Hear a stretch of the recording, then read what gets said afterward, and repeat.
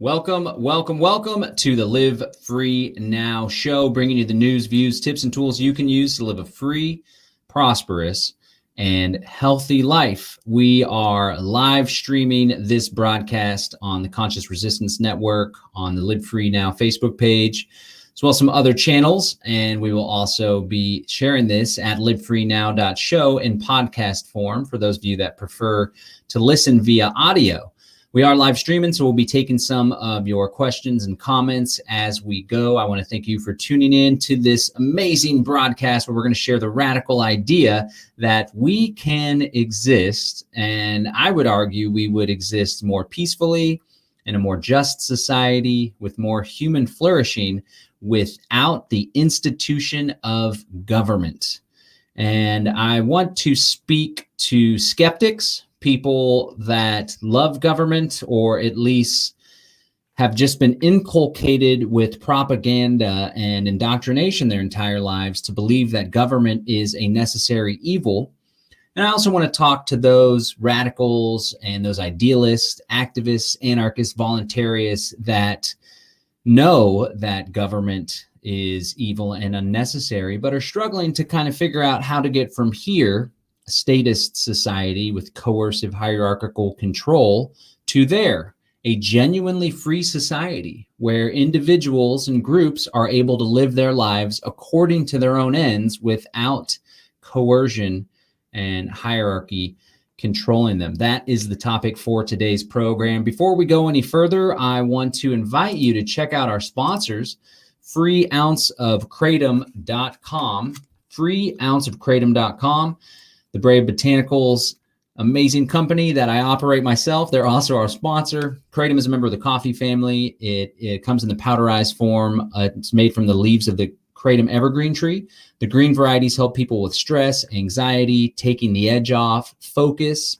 There's also white varieties, which are good for energy, focus, motivation, also anxiety. It's good as a social lubricant too if you're not a big drinker. There's red varieties that help people with chronic pain. And if you go to freeounceofkratom.com, if you're listening to us on the Conscious Resistance, which many of you are, you can go to bros.freeounceofkratom.com. All you gotta do is pay $5 shipping and handling. That's $5 shipping and handling, and we will send you an ounce of green Mangda for free. Once you do that, when you add this ounce to cart, you'll be presented with a one-time opportunity to get our 4 other strains at 50% off. So that's right, folks. For $28.75 plus $5 shipping and handling, you can get $60 worth of product here and try our different kratom types. There's also white Borneo. It's not included on that special, but this is one of my personal favorites. Again, that's freeounceofkratom.com. I can't even include that link on my personal Facebook page or some of my own sites because Facebook is involved with big tech and big pharma. And it's such a controversial plant here, even though it's just a plant that's been used safely for hundreds of years, that they don't want you to try it. It's part of the reason why we give it away for free. So go to freeounceofkratom.com or bros.freeounceofkratom and give that a try. All right, let's get right down to it. Wait, real quick. I want you to subscribe to the podcast at livefreenow.show. Follow all the channels, follow all the alternative channels for the Conscious Resistance Network, because censorship is run amok in the big tech world.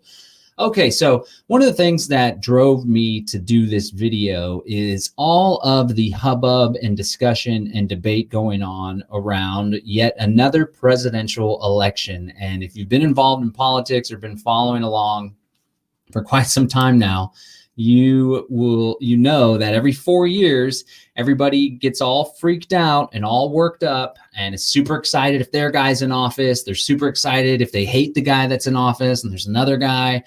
And here we are with yet another election where it's clown number 1 and clown number 2. Now, there are a lot of people that make a lot of arguments saying that Trump is the savior and he is here to root out the pedophile, Satan-worshiping elites, kind of hinting at the Q stuff right there. And he is God's gift to liberty. I don't hold those ideals, although I do recognize some of the things that he is doing to undermine the deep state, or as we used to call it, the shadow government and their agenda. So I do think that at least in some regards, it's a breath of fresh air to see this disruption taking place. Having said that, however, being a libertarian and an anarchist at that, I see through a lot of the policies and see more authoritarianism that we have come to recognize and get used to from the presidential office. So having said that, I think it's clown one versus clown two. Now, clown one, the incumbent, President Donald Trump, there are a whole lot of people that are seriously ticked off about this guy, right? I mean, this is the same thing that happens every single year. I was pissed off about George W. Bush, wanted him to get out of office. Even voted for John Kerry in 2004 because I thought he was this big anti-war candidate. Wasn't the case at all, nor were the Democrats. Everyone was pissed off at Obama on the right and the militias and all these conservatives wanted him out of office. It's just a left-right paradigm bogus BS thing. But it seems like there's an exceptionally large number of people that are pissed off about Trump. So much so that they are supporting a candidate, Joe Biden, that is totally lackluster, status quo, establishment, as far from progressive as you can get. However, all of these liberals, progressives, left-leaning Democrats are still throwing their support behind him. And I haven't yet come across someone that is enthusiastically pro-Biden. Most of them are reluctantly supporting Biden because we can't possibly have Trump in office for another 4 years, is what they say. There was a conversation I was having. I really ought to limit the time that I do this, get engaged with folks that don't subscribe to my viewpoint at all, which is rather radical when compared to the mainstream. But, I learned something sometimes. I hope people learn something, probably don't, but whatever. But either way, it inspired this video. And so they posted something about Biden. And I said, man, Joe Biden really is a creepy old man that doesn't represent the little guy in the least bit. I'm so surprised that people support him. And most of the messages were like, we need to get behind Biden because we can't possibly have another 4 years of Trump. And it's like, you have to support Biden because the alternative is more Trump. We have to support him. I can't believe you wouldn't support Biden or vote for Biden because if you don't, then we're going to have more Trump. And what I responded with was, it boggles my mind that people are still supporting the institution of government after all this time, right? We're being presented with a false dichotomy that there's only two choices, Joe Biden, Donald Trump. It's even a false, I guess, a trichotomy or quadcotomy to believe that there's other choices like the third party candidates, JoJo Jorgensen. I don't even know who the Green Party put up this year. I don't even know if they have ballot access. Apparently JoJo Jorgensen, the Libertarian Party, have ballot access in all 50 states, but that is still part of the dichotomy, which is in order to achieve our common goals, in order to find more happiness, peace, flourishing, better prosperity, we need someone in Washington, D.C. to do it for us. That is what that whole world represents. And I'm here to tell you that there's another option over here. It's not just Biden or Trump or Joe Jorgensen and her 2 or 3%. She's lucky. There's a third option. And that option is building an entirely new alternative institution that is based on radically different concepts and foundations that has nothing to do with the statist model of top-down hierarchical command and control. Rather, it's completely different. It has to do with peace and freedom and mutual respect. And it's built on a foundation of mutually beneficial voluntary associations. So I want to challenge you, both the person that appreciates government or believes government is a necessary evil and never really thought outside of the statist box that perhaps there's another way to organize society. I want to challenge those people.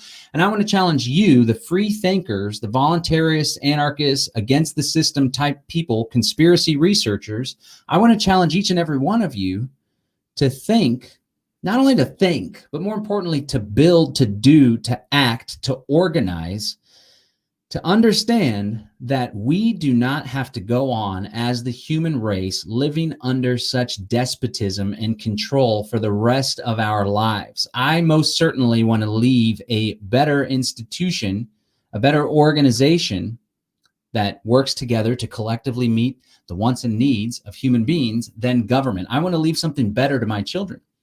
And we're doing just that. Now, there's all sorts of different ways that this comes about. There's mutual aid groups.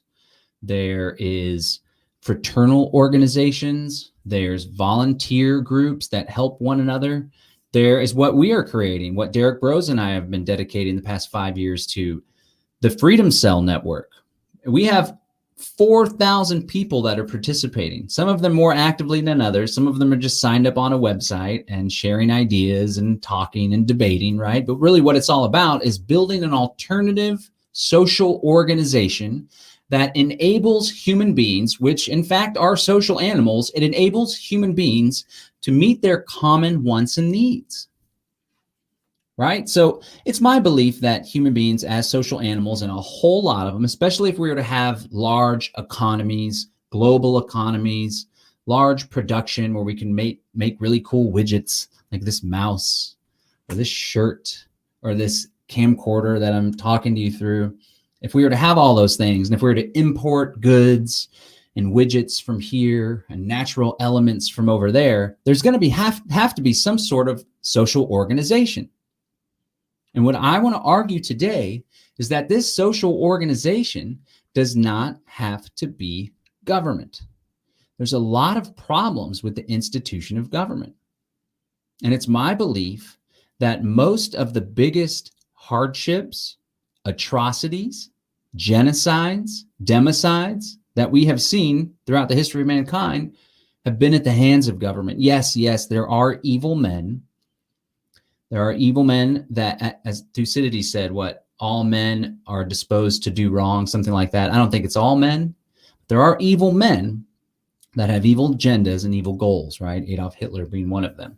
But these men are empowered when they take the seat of power in a government and are able to control an entire population, sucking off their resources and their wealth and creating their war machines and using the public, socially engineering, manipulating, brainwashing, and programming the public to do their bidding, right? These evil men, if they were private evil men, even if they had their little company and their little private army, they wouldn't be as powerful. They wouldn't be able to project as much evil and dominance onto other human beings were it not for the institution of government, which has a monopoly on violence and coercion and enables a small group of people to extract resources and control an entire population of people. That's what government's all about. The state, right? Government. The root of the word government is govern, to rule over. Now, I'm going to tell you today, I don't want to be ruled over by anybody. I want to self-govern. I think that responsible, evolved, capable, rational human beings are perfectly capable of self-governance. They're perfectly capable of creating organizations and institutions, contracts, and compacts whereby they can engage in business and commerce and relationships and associations with other human beings, right? So that's government. Then you have this institution of the state, right? Not just a state like Texas, but the state, which is an institution that has a geographic monopoly on the initiation of violence. It's an institution that sets the rules over a vast geographic area. And I'm here to tell you, we don't need that institution. In fact, I think that institution is dated. It's the freaking 21st century, man. I'm talking to you right now through this telescreen. I'm transmitting live to hundreds of people that are watching. Well, approximately 79 are watching, but thousands of people are going to view this video in the next 24 to 48 hours and beyond. We have the technology to connect all across the globe. We don't need government anymore. It's the future. Government is an old, dated idea that's caused so much harm.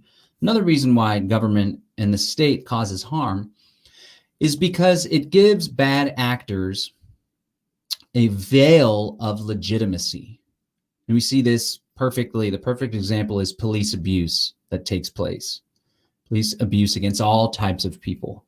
But the police have a tendency especially to abuse those marginalized communities and those that have a harder time standing up for themselves or defending themselves in court.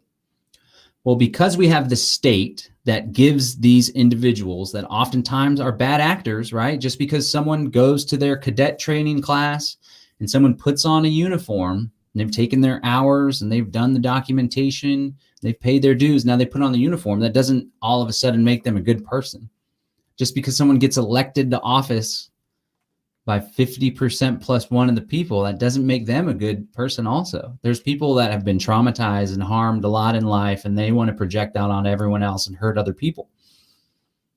And oftentimes it's these people that seek out roles in government. And the problem is when they put that badge on, when they're given that immunity, sovereign immunity, which shields them from accountability. Also, the institution of a corporation also shields individual flesh human beings from accountability.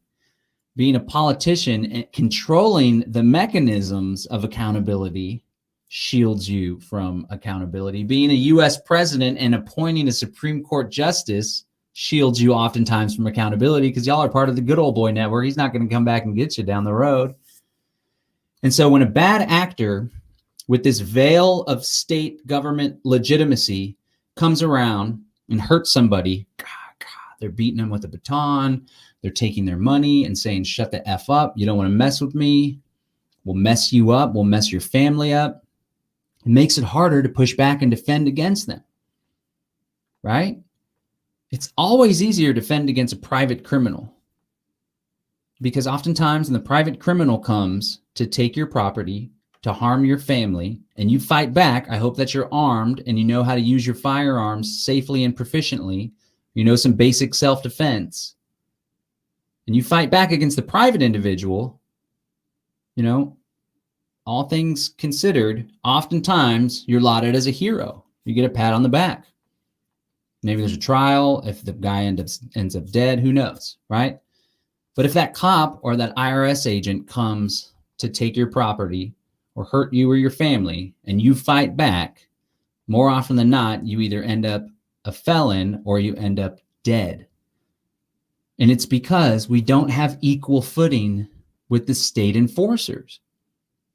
They have been granted more rights. They have been granted sovereign immunity. And that allows for harm to take place without accountability. And that's one of the reasons why the state harms human beings and why we ought to reject the state and try something new. Another reason why the state is a terrible institution for organizing society is because the state operates with monopolies, right? So the state gets its funding through taxation.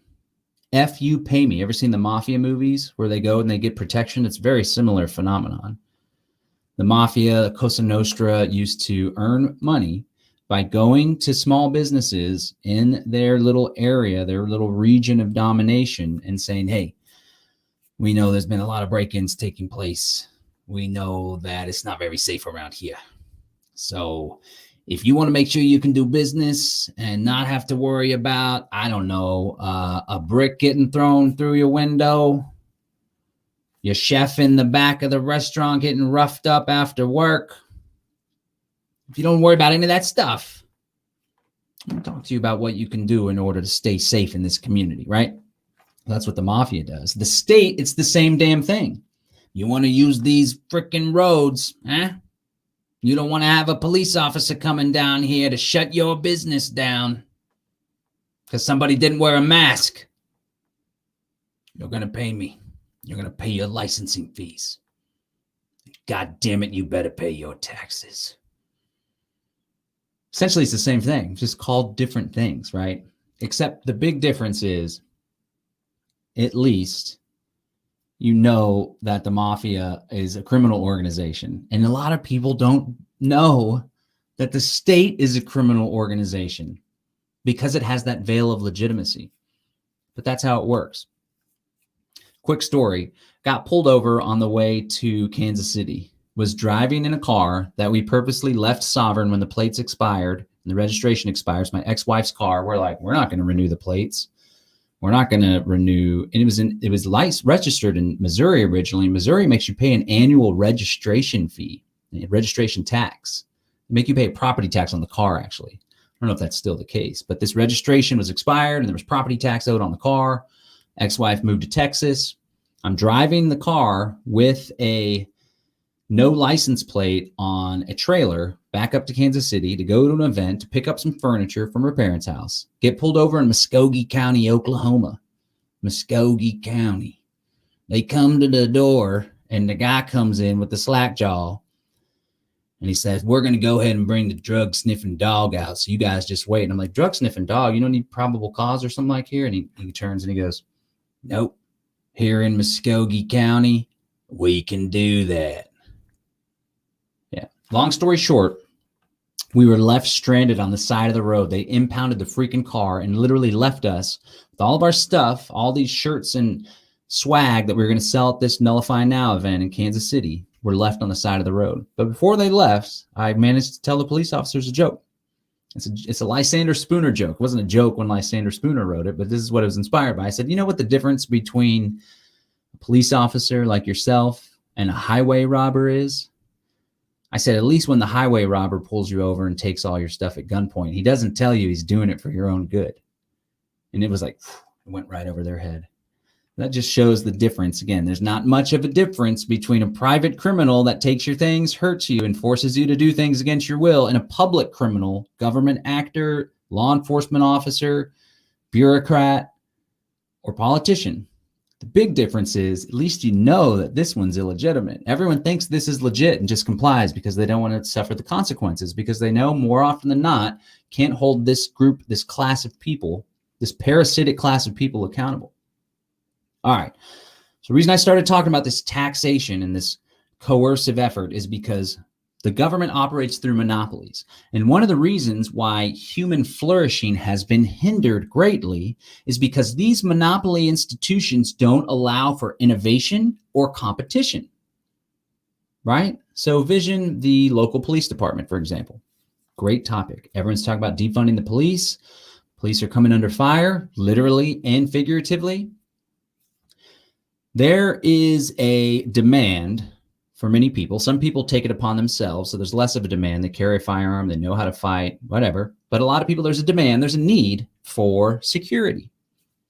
The way that government works, there's a monopoly institution that chooses the enforcement mechanism. And in the United States of America, this enforcement mechanism, more often than not, in just about every single municipality, is a municipal police department, which interestingly enough has its historical roots in keeping newly freed slaves under control. That's why a lot of people are like, police departments are inherently racist. It's an institutional thing. And they're like, no, that's not possible. That's not alive in this country anymore. It's like, well, let's go back to the roots of this institution. That's what it was founded for. But I digress. So you have a monopoly. You have one protection racket. And let's say that this protection racket, rather than protecting the people from crime and helping them and keeping them safe and creating peace, right? Like a peace officer instead of a law enforcement officer. Boy, those two distinctions sure have a lot of underlying information to share with us. A peace officer keeps the peace. Oh, we desire peace in our community. We desire to be able to walk down the street and not be in fear of our safety or our rights being violated by somebody. And the peace officer comes in and, you know, like imagine,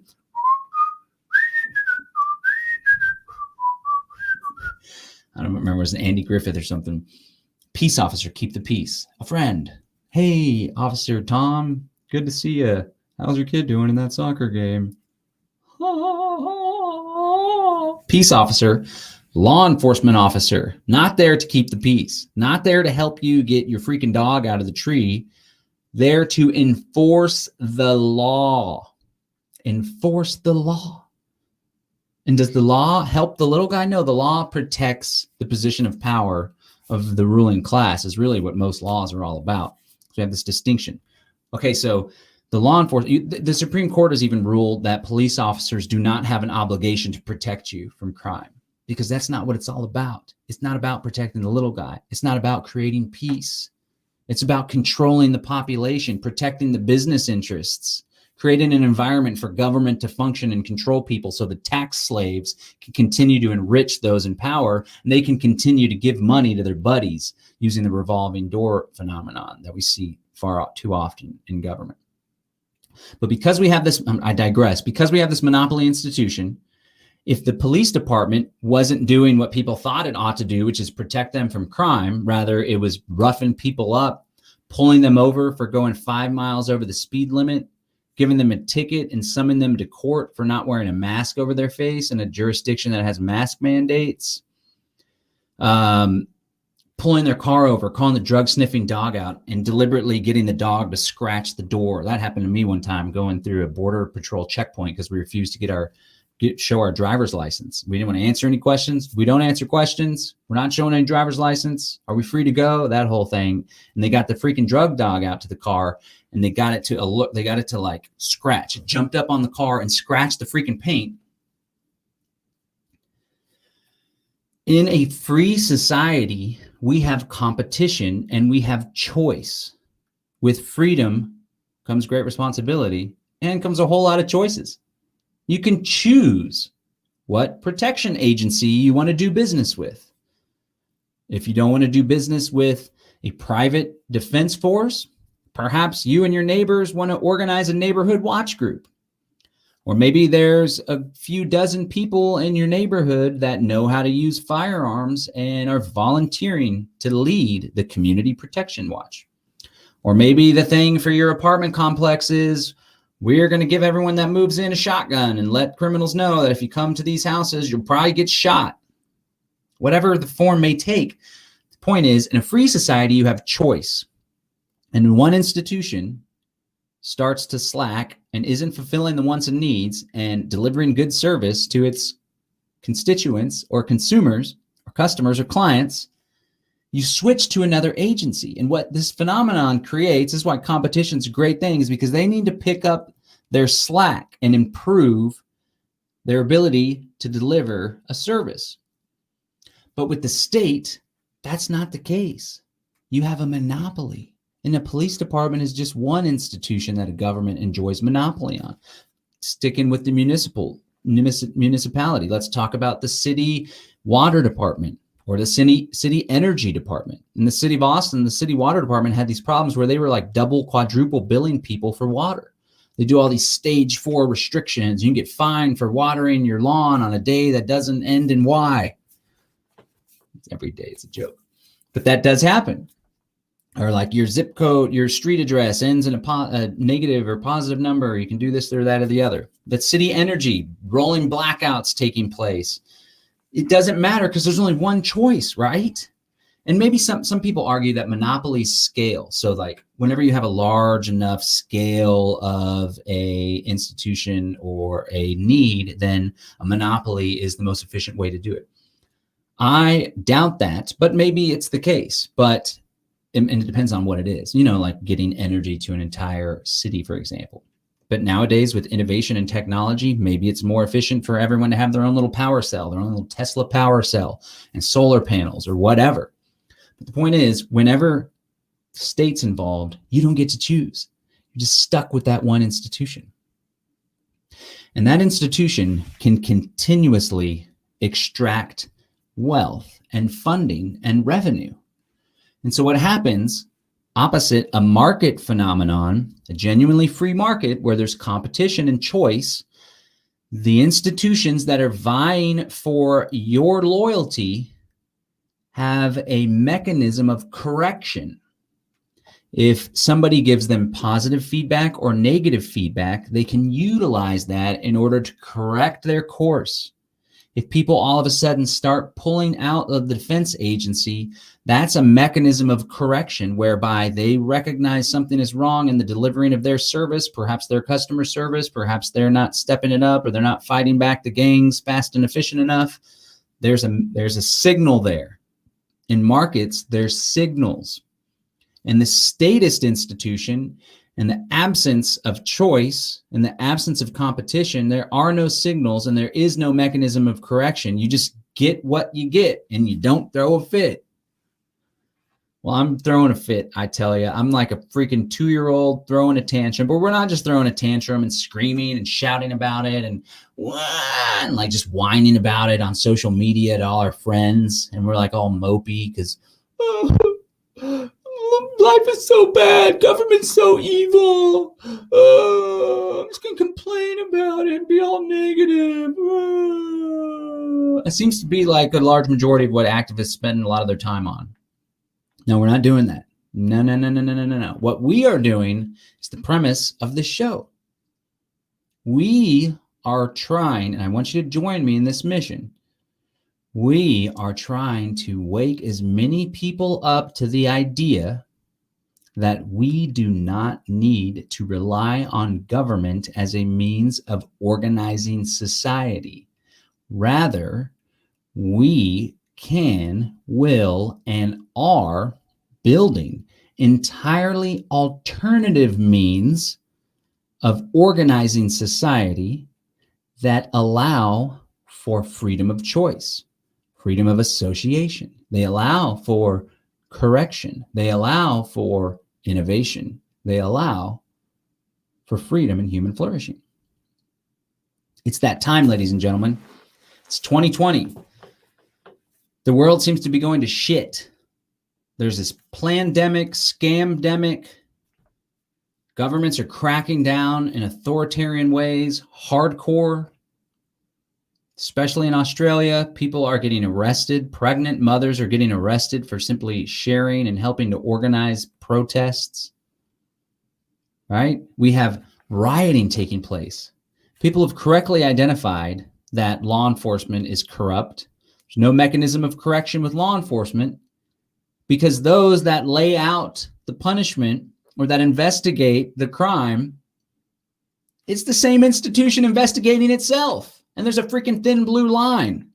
The thin blue line is like a brotherhood where you get one another's back, right?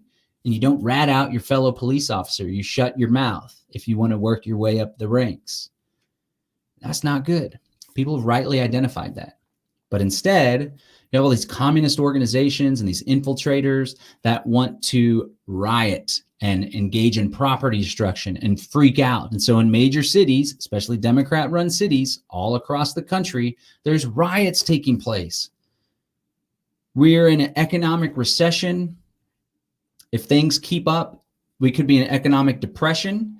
If this country and this economy avoids a depression, it's going to be because of more economic funny money fraud that's only kicking the inevitable can of collapse down the road. This is all what's taking place. People are in prison for victimless crimes. Families are torn apart. Children are in cages. It's bad news bears. It's like the potential for humankind to do big and beautiful things is being greatly hindered by the presence of the institution of government. Now, I'm not just simply going to focus on all the terrible stuff going on. There's a lot of beautiful stuff going on in the world, but things could be a lot more peaceful and a lot more free and a lot more innovative. There could be access to radical health innovations, right? That's another example to get back to the monopoly, right? We have the Food and Drug Administration, which has a monopoly on what you can take, right? But here's the beauty and here's what's hopeful. They don't really have a freaking monopoly. I'm demonstrating it right here by selling you an ounce of Kratom, freeounceofkratom.com. This is something that's an unapproved medicine. The federal government says you can't take this in order to have some sort of therapeutic benefit. You can't because we haven't approved it. Therefore, it's wrong and it's bad. Can't do it, right? That's what the FDA says. They say, oh, that cancer treatment that you were experimenting and had 100% success with no side effects. Nah, can't do that. You just can't do it. Oh, there's people taking MMS, chlorine dioxide, and they found that they've been able to rid themselves of harmful pathogens and toxins and viruses and bacteria. No, if you tell people that and you sell that, we're going to put you in a cage, which happened with the Genesis 2 church. Google MMS if you want to learn about it. Well, don't Google, use DuckDuckGo, but you're going to get a whole lot of propaganda and misinformation, just like you would if you Google Kratom. Oh, I got John Bush. I like what he has to say about politics and freedom. Maybe I'll check into that Kratom stuff. Go to Google, Kratom. Oh my God, everyone's going to die from Kratom, and it's so unsafe and harmful. And there's Kratom-related deaths. There's 47 Kratom-related deaths, just like COVID deaths, where a guy in Florida died of a motorcycle accident, happened to be COVID positive, and it's a COVID death. Or there's someone that got shot and happened to have Kratom in their system, and it's a Kratom-related death. Yes, that's what the FDA does. These institutions exercise monopolies. They arrest people for offering alternative therapies and alternative remedies. They take away your ability to use credit cards. They make it difficult for you to do business. They literally lock people in cages and take their property.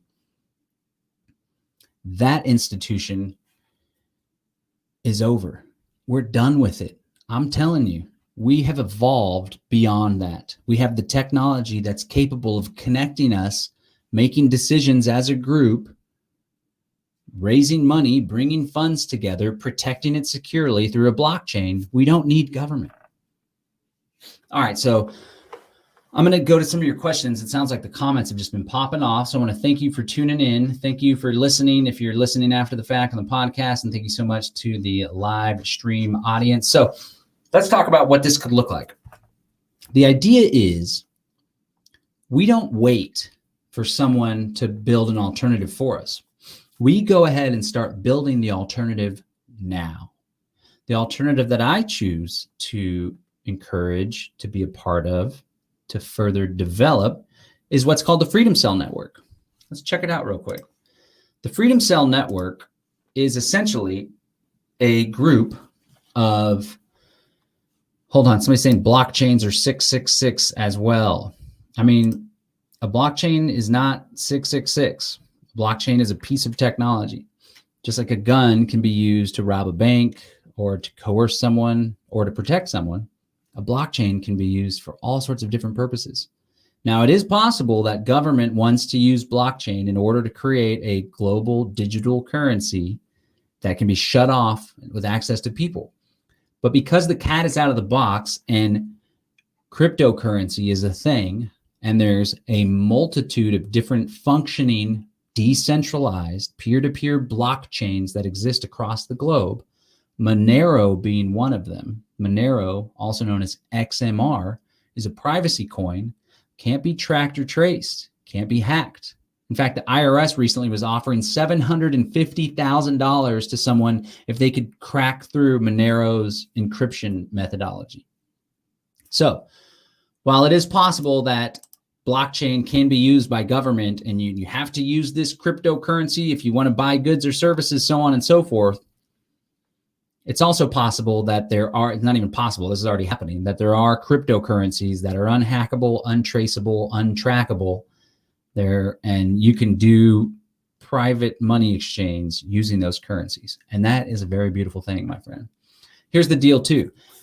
The technocracy is being built all around us, and it has been for several years, and it's been accelerated most recently. Smart grid, smart city, IBM, 5G, you name it. The groundwork is already being laid psychologically. People are being primed and conditioned to accept this phenomenon whereby if you don't have your COVID antibodies or your COVID vaccine, can't fly, can't go to the restaurant here, can't shop there, can't enter this federal building. I don't know why anyone would want to enter a federal building. They already did that with the Real ID Act, right? This national ID card. They tried to push it through federally. It failed. So then they had to circumvent. Well, actually did pass federally. Then they started trying to pop it off in all the state governments. And then a lot of 10th Amendment folks were pushing Real ID nullification bills. Mac's wife, she got one passed in Missouri. Then the federal government said, well, if you don't have a Real ID compliant driver's license, then you cannot fly or enter a federal building. So people are like, oh, shit. Trying to take away some privileges, right? Even though I think flying isn't necessarily a privilege. I guess if you have to use someone else's plane, it would be a privilege to engage in business with that business. But traveling about isn't a privilege, it's a right. And so here's what the Freedom Cell Network is all about. Yes, I saw people say crypto is shit. That's okay if you don't like crypto. You don't have to use cryptocurrency. Me and my friends can use cryptocurrency. Me and my friends can make money off of cryptocurrency. And me and my friends can understand the inherent value of having a decentralized, untrackable, untraceable, unhackable means of exchanging value and exchanging information globally. Me and my friends can understand that you can have a social media website that can put up information, that can post videos, that can digitally encode an entire journalist report or an entire leak of documents that can't be taken off the internet. So honestly, if you don't want to do the research to find the promise and the hope that is afforded by cryptocurrency, because you want to assume that it's the NSA or that it's some global government New World Order scam, then that's on you. And you don't have to choose to participate. And that's okay. We're not going to force it upon you. Okay, so so look, let's assume that there is a technocracy. There is a technocracy. We don't need to assume it. Let's assume that we know what their plans are. We can already see what's coming. If you've been researching this, if you've been following this, we see what's coming. Do we just take it and be like, oh man, things are really going to suck? Or do we say, oh, I'm just going to go run off to my cabin in the woods and be just chill next to Walden Pond and write poetry and books? Or do we say, you know what? This is the perfect opportunity for us to carry forward our plans to create an alternative institution, an alternative means of social organization, so that if they try to shut us out of their society, it doesn't really matter because we haven't been participating with it so much anyway, because it's all based on fraud, inflated currency, coercion, and deception. And frankly, we're kind of fed up with being a part of it because it didn't really serve us. No, it just served those in power and served to divide everyone else. And we don't want to do that. We shouldn't be so divided as human beings. The reason why everyone's so divided and like angry now and like and fighting with one another and forming off in these camps and stuff is because government is a one size top down, one size fits all.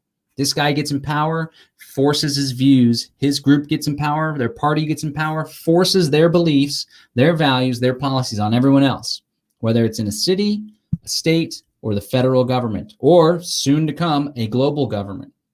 Essentially, what's already happening with the World Health Organization and their ideas about how you combat COVID, if you don't agree with that, or if you say something to the contrary, then your video is going to be taken off of social media. You're going to be in trouble. If you're a member nation or a nation state and you don't agree with that, then you're going to be shut out of this, shut out of that. It's total bogus. People shouldn't be so divided. We had a decentralized, voluntary institution where people could choose what legal framework they want to use for their business or for their exchange or for their relationships. You get to choose these non-territorial governance structures.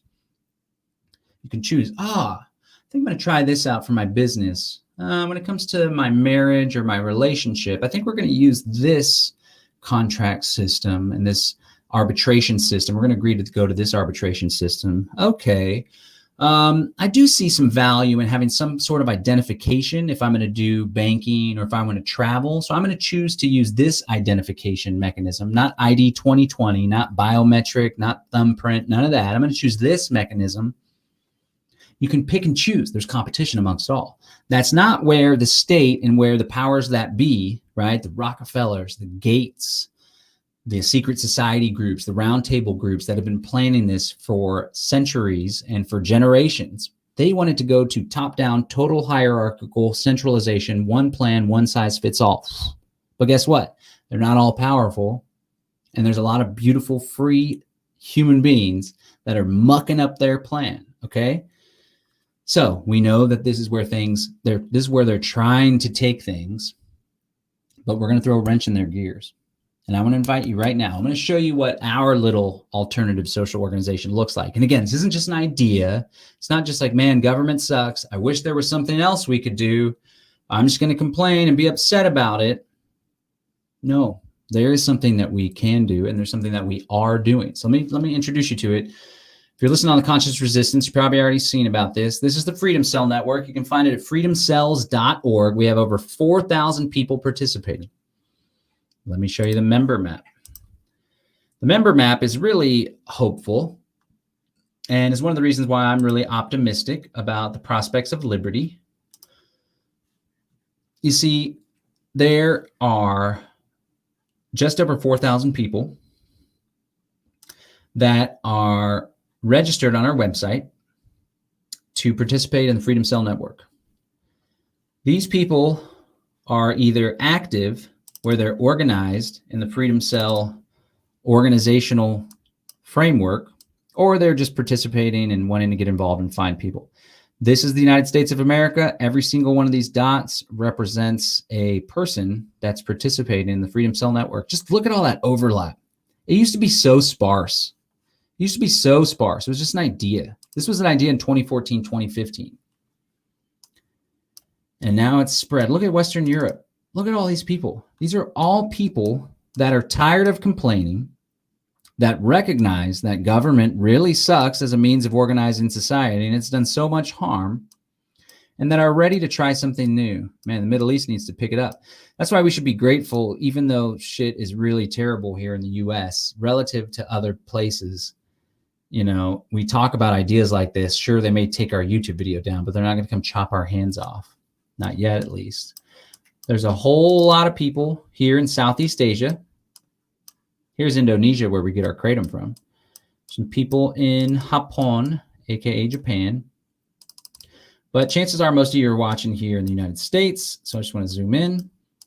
And this is what things look like. I'm going to show you what Texas looks like because it's what I'm most familiar with. I'm in Austin, Texas myself. I encourage you to go to the website, freedomcells.org, sign up.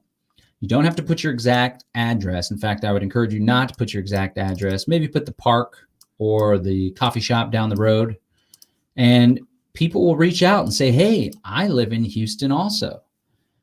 What are you into? What are your skills? Do you want to chat? Do you want to join my cell that we have where we teach each other how to grow food and we share seeds with one another? This is the Austin, Texas area. This is the Houston area.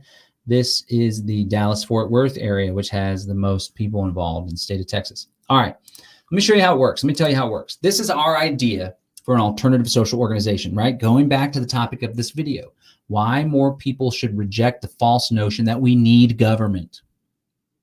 We don't need government to organize society. I do believe that we need some sort of institution, some sort of framework, some sort of commonality, some sort of association, a social organization, right? Government is a social organization. It's based on coercion, control, hierarchy, one group of people taking power and forcing their views upon another group of people, whether the other group likes it or not. That's what government in the state is all about. Our alternative, the Freedom Cell Network, is about mutually beneficial voluntary associations. It's decentralized. You know, the big thing about the decentralized nature of the Freedom Cell Network is that it makes it difficult to be corruptible. I'm not going to falsely tell you that, oh, there's no way that this Freedom Cell Network thing we're going to be building, that we're building can be taken over by bad actors and be harmed and used for some nefarious agenda. No, anything's possible. But the decentralized nature of the organization has built-in mechanisms of correction. So when bad actors get involved, inevitably bad actors will get involved. There probably already are some people, they haven't revealed themselves. There's a way to isolate ourselves from that. There's a way to, I wish I knew there's probably a good word to describe this, where you have the body of the organization here, and then there's a bad actor here. I love doing these videos because you can just do visuals. I'm sure you've seen my hands just flaring all around, right? That's how I talk. I talk with my hands and my body. So here's the body of the organization. Up springs a bad actor or a bad group. And they're like, hey, we should go break stuff. We should go do all this nasty stuff. Or, hey, we don't like these people because the color of their skin or whatever. Well, all the organization has to do is, and now they're out here all alone, disassociated with. They're not a part of the group anymore, and we don't recognize them as a part of the group. All right, so let me tell you what the Freedom Cell Network is all about. And there's other groups too. Like there's a group called GRASS. It's like the Grand Rapids Autonomous, whatever. I'm going to be interviewing this guy, Tony Guerin, on Tuesday next week on this podcast, on this channel, livefreenow.show, Conscious Resistance Network. And he took some of the ideas of the Freedom Cell Network, but he just took it and ran with it. And his group over there in Grand Rapids, they just created their own thing. They have a mutual aid society where they do skill shares and support one another. They're all into arts. It's like a collective. It's a very beautiful thing. The point is, it doesn't have to be the Freedom Cell Network. Perhaps there's a better way to do things. Perhaps the Freedom Cell Network, the grass, your idea, this cool thing they're doing over in Finland or whatever, perhaps we all link up. We share ideas and we host summits where we have, we talk about best practices, because we don't know what the hell we're doing. I've never founded a new society before, created an alternative social organization. This is all ideas based on experiences and based on knowledge of what we can see, what we can observe has not been working. And I tell you, the more centralized an institution gets, the more corruptible and harmful it seems to get. All right, so here's how the Freedom Cell Network works. Ready? It starts off with an inner cadre of around 8 people. This is your trusted, most confidant group where most of the activity takes place and most of the mutual aid and mutual defense and support takes place. These 8 people. Bloop. 8. All right. We choose the number 8 because 8 is the optimal number of people to have maximum creativity. This is actually based on scientific research from a gentleman named John David Garcia, who was a scientist, philosopher. He did studies and research, real world research and studies, and found that when you have 5 people or 4 people, there's not enough ideas to go around. There's not enough people to implement these ideas. When you have 15 people, it becomes hierarchical. There's more division. There's more bureaucracy. He found 8 number is that optimal, right? So you start with 8 people in your inner cadre. Doesn't have to be exactly 8. Now, as I'm describing this to you, I want you to just imagine how this type of network could essentially replace every useful function of government, right? Because, security and defense is a useful thing. Providing water to people in a certain area is a useful thing, right? Having a common rule book that businesses and merchants utilize in order to have some sort of certainty in their entrepreneurial ventures is a useful thing. If you've been tuned in for the past 50 minutes, hopefully you understand why the state and control and coercion isn't the best way to accomplish those things.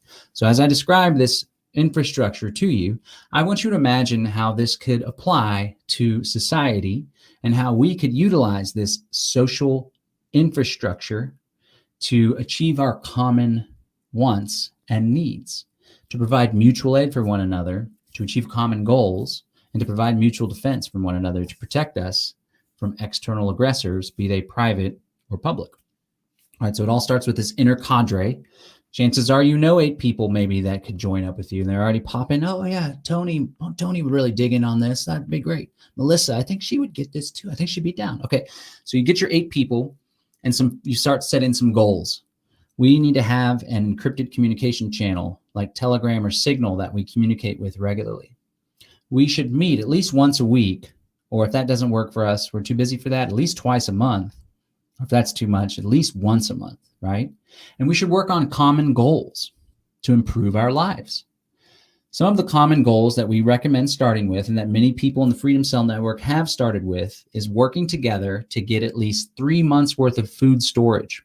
I used to say 2 weeks worth of food storage. Then I saw shit literally hit the fan with this COVID stuff and grocery stores run out of all sorts of items. Then I was like, wow, maybe 3 months is better. Now, I don't have 3 months worth of food storage, but I'm slowly but surely, emphasis on the slowly, working my way there. Okay. Another goal for your group of 8 is everyone should have firearms and know how to use them safely and proficiently in defense of themselves, their family, and their community at large. If you're not into firearms, that's okay. You don't have to do that. But I think it's a good idea because the world's all crazy and messed up, and it's better to have a gun and not need it than to need a gun and not have it. Another great goal is everyone should have a bug out location. If you notice, these goals are kind of centered around survival, and it's kind of like a baseline important thing that we ought to all be focusing on, because the world is going to hell in a handbasket, and we could see some total societal collapses anytime soon. Again, that societal collapses are already taking place in Portland, for example, in Minneapolis, where shit has totally been hitting the fan in regards to these riots and stuff. Fires are happening all over California, Washington, and Oregon. Another hurricane's about to hit the Gulf, right? So this is all stuff that we ought to do. And I tell you what, it's going to be much easier to accomplish those goals when you're working with an intercadre group. For example, acquiring 3 months worth of food storage is made more effective and more efficient and more accomplishable when you could pool your money together and buy food storage in bulk at a discount. Or if 3 out of the 8 people have 2 acres or so, the 8 people can take turns. All right, this week we're going to Tony's farm. We're going to spend 4 hours there. Tony and his lovely wife are going to cook some food for us and some lunch. We're going to work our butts off playing in that garden, having our seed bank going on. And afterwards, we're going to have dinner and drink some beers around the fire and build that camaraderie and that common bond, right? These are all things that are amplified and made more effective when you have a group of people. So that's where it starts, but it doesn't stop there. Once you have your intercadre group humming along, benefiting your life, you then encourage the creation of other intercadre groups. It doesn't have to be exactly 8. It can be 5. It can be 9. It can be whatever the hell. This isn't like a top-down coercive thing. It's just an idea, and it's open source, and you can do whatever the hell you want with it. But the idea is you encourage the creation of 7 other intercadre groups. Now you have 8 groups of 8. Or 64 people. This is what we call the middle cadre. Imagine the intercadre ideally is hyper-local. It's like in Southeast Austin, there's these people. They all live close together within 20 to 30 minutes of one another, so they can help one another. If something happens, the house catches on fire, they can show up, they can grab the kiddos. If the police show up, they can show up with cameras or whatever and protect their people. Now, the middle cadre with approximately 54 people could perhaps spread out over a city or over a little area or region, right? So now you have 64 people. Maybe this 64 people meets once a month and the 8 people meet once a week. Well, the 64 people can have common goals as well. 64 people could, maybe everybody puts together a little bit of money, or a chunk of them put together some money and they buy a piece of land. 64 people, perhaps this is where the mutual aid comes in. Perhaps there's an economic crisis. And then rather than the group members relying on the government, they do a GoFundMe or a chip in because Tony over here fell on hard times. His business got shut down by the government because he refused to force people to wear masks. And because he refused to shut down, he said, I'm essential, damn it. I'm not shutting down. Government shut him down. He's out of work. He's got rent up. He's got $500 of the rent. He still needs to pull together another $1,000. So rather than just being homeless or going to a homeless shelter or trying to get a bailout from the government, he goes to his group of 64 and says, hey guys, I've always been there for you. I'm going to reciprocate this in the future, but I sure could use that $1,000. 64 people, 1,000 divided by 64, not a whole lot of money. They help him out. Now let's take it a step further. Or mutual defense. Hey guys, there have been some thieves in my neighborhood that have really been breaking into cars in the front. I know that there's 2 people in our middle cadre group that are experienced with home security and home defense. I'd love to call out to the group and see if you guys could come visit my home and give me some advice on how I can better protect my family and my home. Or we all have this network alert system like Cell 411, for example, and it's come to the point where people are finally ready to opt out of the state. I would encourage opting out when you have more people, as we're about to demonstrate. But let's say that this guy's like, I'm done. I'm not registering my car. I'm not paying my property tax. I'm no longer participating in the institution of government because I find it to be unethical. And frankly, I have no use for it anymore. And everyone knows that, right? There's like 5 people in the group of 64, and they decided to up and opt out. The other guys were like, hey, I thought we were going to do this once we had 10,000 people. So we got more strength in numbers. And they're like, no, we're doing it now. So the idea is the police come knocking on the door. We're here to serve a warrant. You haven't been paying your taxes. Tony and his family, they call the Cell 411 alert line, or they have their phone tree set up. And it's like, what are you doing? Hey, we got to execute the emergency plan. The police are here right now. Okay, great. Tom calls Nancy. Nancy calls Susan. Susan calls Gary, Ralph, and Michael McGarnagle. And before you know it, maybe the whole 64 can't show up. Some of them have obligations, some are out of town, whatever. There's 12 people out of the 64 that show up to Tony's house. They have firearms openly displayed. They have cameras.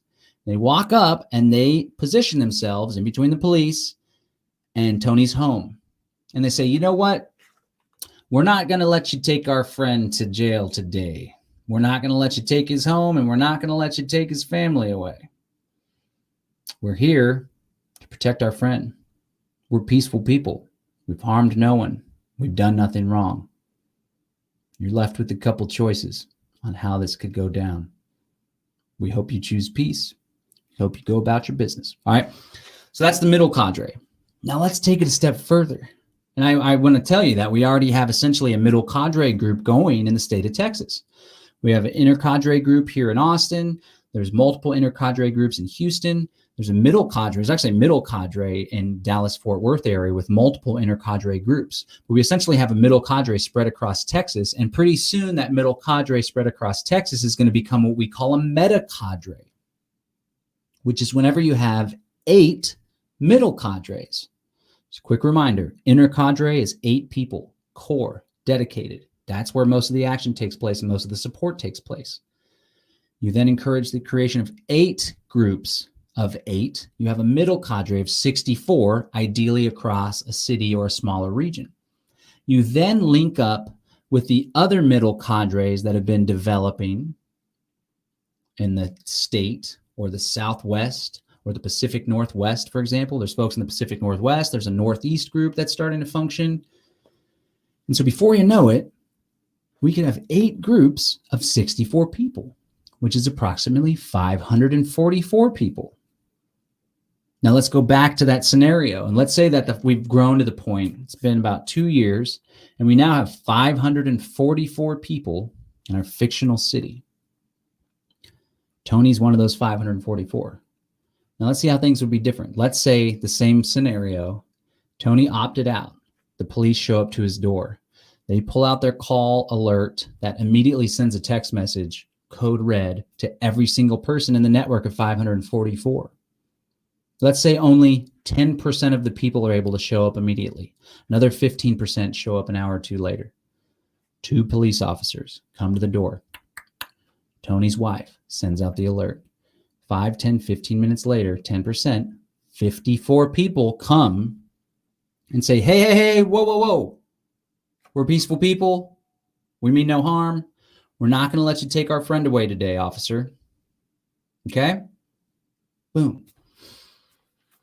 Now imagine you have multiple meta cadres, right? This is where I begin to call it the Confederation of Freedom Cells, where you have multiple inner cadre groups, where you have 8 groups of 544, 8 groups of 544, which is over 4,000 people. And you span across the state of Texas or across the Southwest. Another great function that once we reach an adequate number, adequate size, if you have government health insurance or if you have private health insurance that's completely controlled and regulated by the government, chances are it really sucks and it's really expensive and there's a lot of bureaucratic red tape and it doesn't really meet your needs because Obama had to come in and make things worse when they already were terrible because government fucks everything up all the time. I have a health share. It's called Zion Health Share. It cost me about $207 a month. Were I to get into some emergency, I pay out of pocket up to $1,000 and everything else is covered. I have aspirations, once our Freedom Cell network gets organized enough to create a health share, whether it's like crypto-based, whether it's an agris institution, or whether you create a legal entity. I don't know what that's going to look like, whatever the group decides, but we will have our own health share. Then we can, when there's an emergency that happens within the group, if it meets the criteria of the contract that we all signed or a cryptocurrency smart contract with the funds that are held and they only get unlocked when the group representatives do this or that, boom, we can have our own health share system where we don't have to rely on health insurance. This isn't stuff that's like some far off essay that was written by freaking David Friedman or something. This is real world practical stuff that we ought to be doing right now because government sucks. It's sucking more and more. A global technocracy is being created that wants to create a dystopian future scenario for each and every one of you. Every time I drive in downtown Austin, there's like homeless camps and tent cities. The police department is boarded up with giant highway barricades in the front of it. And I'm like, man, we're living in a freaking futuristic dystopia right now. It's not coming. We're not anticipating it. We're in it, man. And there's never been a better time than now to start creating and innovating and create the alternative that we've all been yearning for. We're better than government, man. We're better than this. This is terrible. So imagine if you're 544 people, or you have over 4,000 people, whatever. We already have 4,000 people. If we can get all those 4,000 people organized, we can essentially already have a meta cadre. I don't know what percentage of the 4,000 people are actually building this infrastructure, but I do know that I get messages almost every week recently from Atlanta, from Minnesota, from the Pacific Northwest, people reaching out from India, and they're saying, hey, can you help us? We need some advice. We're holding this meeting. We just started our intercadre group, so on and so forth. This stuff is really happening, right? I have an idea of how decision-making can be done in a consensus way, right? So when you have a bunch of human beings that want to do things together and amplify their effectiveness, pool resources, pool money together, there needs to be some mechanism of making decisions, and preferably making decisions utilizing consensus. So you need to write this all out. There's a Freedom Cells manual that has ideas and suggestions on how we carry this out. There's a way that we can make decisions, even if there's 10,000, 100,000, 250,000 people, and doesn't require electing a representative that lives thousands of miles away and makes decisions. You never met this person. They make decisions, and whether you like the decisions or not, you're forced to comply with them. It's not like that. It's totally consensus, 100% voluntary. If you don't want to participate, you can say, well, I still want to be a part of the Freedom Cell Network. But my Freedom Cell and my middle cadre, actually, we decided that we don't have a consensus on that. It's not a good idea. So we're still going to continue to have our mutual defense compact, and we're still going to continue to engage in our monthly skill share, and we're still going to be part of the health share. But we're not going to go in on that venture. It's a little bit out of our values. So you guys do that. We're going to do this, so on and so forth. This is just this is one idea, one way that things can be done. There's a whole slew of ways that things can be done. There's a whole wide variety of ways that this is already being done. The point is, government is a terrible, terrible, terrible way to organize society. It has caused immense harm and has greatly inhibited human progress and flourishing. And I'm here to tell you today that with the technology, with the awareness, with the shift and rise in consciousness that many of us are experiencing, the time is now to create the free society that we all deserve. This is John Bush. I want to thank you for tuning in to the Live Free Now show, bringing you the news, views, tips, and tools you can use to live a free, prosperous, and healthy life. You can find our podcast at livefreenow.show. You can subscribe to us on iTunes, Stitcher, Google Podcasts, all those great podcast channels. And I want to invite you to check out our sponsor, freeounceofkratom.com. If you're listening on the Conscious Resistance, go to bros.freeounceofkratom.com. All you got to do is pay $5 shipping and handling. You can take advantage of the one-time opportunity to get the 4 other strains for 50% off. That's freeounceofkratom.com or bros.freeounceofkratom.com. All right, thank you so much for tuning in. John Bush signing out. I want to remind you, we're building this. There's 4,000 people participating. If you haven't signed up yet, if you haven't joined the Telegram chat or joined the group for your area or started the group for your area, the time is now. The links are below. No reason not to participate. We are innovating. We're creating the new world. This is the future. Goodbye. Thanks.